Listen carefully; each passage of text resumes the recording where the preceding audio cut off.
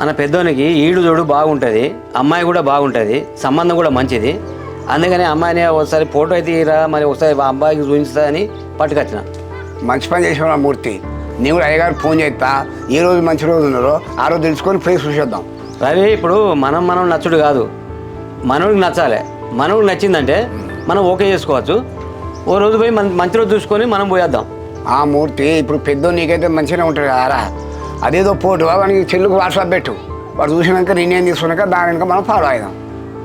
సరేరా, పెద్దోనికి ఫోటో మనకి వాట్సాప్ చేస్తా, వాడు ఫోటో చూసుకుంటాడు.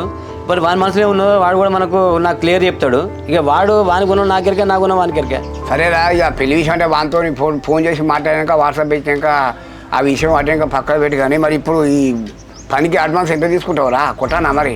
ఇప్పుడు వర్క్ విషయం ఫస్ట్ అయితే ఒక ₹1,00,000 అడ్వాన్స్ ఇవ్వి. సరే, వర్క్ నడుతా అంటే నేను మళ్ళీ వర్క్ని బట్టి డబ్బులు తీసుకుంటా. సరేరా, ఇప్పుడు పెద్దోళ్ళు లేడు కదా, నువ్వు ఎట్లా మాకు ఫోన్ చేసి మాట్లాడతావు కదా, ఇక వానికి నేను చేసి మాట్లాడతావు, ఫోన్ పే అయితే తీసుకో. సరే రవి, చెల్లె వీడియో చేద్దామని నీ దగ్గర బాగా ఉండే కోరిక నీకు. సరే, అది కాలేదు. సరే, ఎవరికి ఎక్కడ బాగుంటే అక్కడనే అవుతుంది. సరే, ఏది జరిగినా మనం మంచిగా జరిగింది అనుకో. సరేరా మూర్తి. సరే, ఓకే చెల్లె, పోయేస్తా.